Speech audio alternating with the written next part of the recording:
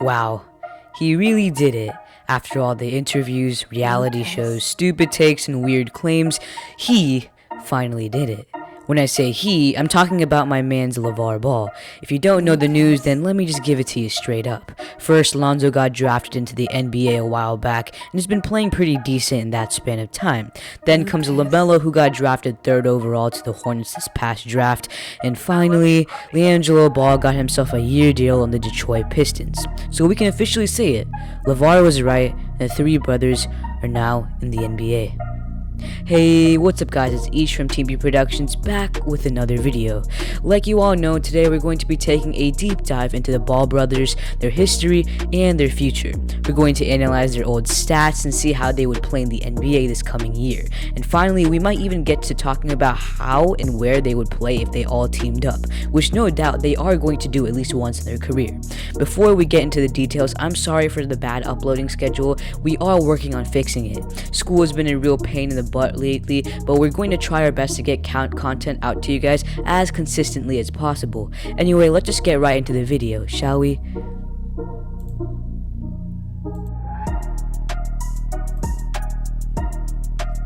If you don't know who the Ball brothers are, you're probably living under a rock. And I'm not even exaggerating. The Ball family is known to the common folk more than some NBA players are. I mean, just Lonzo and LaMelo have a combined 14 million followers on Insta, which is insane. However, if you really don't know too much about them, let's do a quick recap. The Ball brothers made their first appearance of fame on the Chino Hills basketball court, specifically when a senior in Lonzo was playing with his freshman brother LaMelo and his junior brother Jello.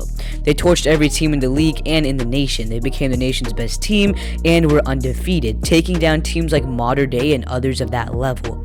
Also, I forgot to mention that this was just a public school. It wasn't a school that recruited kids from across the nation and had them board up there like Oak Hill or IMG or something like that. This was just a regular school, blessed that LeVar Ball had let his 3 children participate on their basketball team.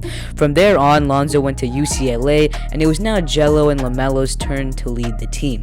They did amazing, though not as good as they did with Lonzo, of course. At this time, LaMelo was starting to blossom into the star he truly was. He had his famous 92-point game points and the half-court shot, and was averaging crazy numbers.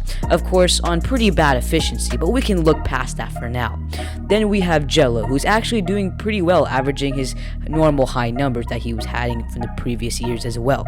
Like we know, Lonzo was tearing it up on the collegiate level, displaying impeccable passing skills, and even getting remarks that he was Steph Curry with a 40-inch vertical. Lonzo got drafted a year later, and Jello went to play at UCLA. Of course, after Jello tried stealing something from the Louis V store in China, both he and Melo were dropped in Lithuania by LeVar Ball. Here, LiAngelo was actually doing alright, though it was a trash league, so that kind of counterbalanced it.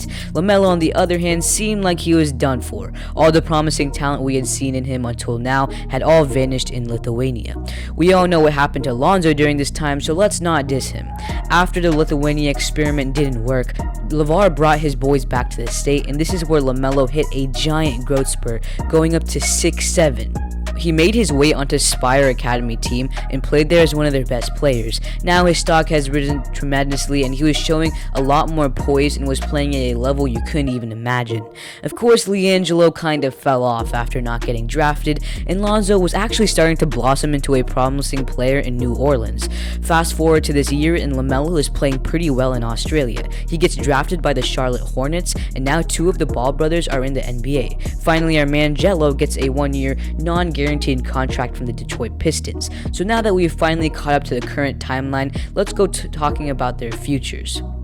First, we'll address Jello. I'm not trying to be mean or anything, but he will be likely dropped to the G League for a while. Best case scenario, he will ball out there and get moved up to the Pistons bench. From there, I can see him averaging anywhere from 7 to 13 points, which is very solid for a bench player. Worst case scenario, he can't show up in the G League and either gets waived or gets drafted. That was pretty short, so let's just move on to Lonzo, shall we? Out of the 3, Lonzo has the clearest future and path because we've seen him play in the NBA the last past years. He's playing with many great players in Zion Williamson and Brandon Ingram, two definite stars. Also, he can run pick and roll situations with their new pickup in Steven Adams. On top of that, Jackson Hayes is very promising, and JJ Redick is there to shoot it from the three-point line whenever it's needed.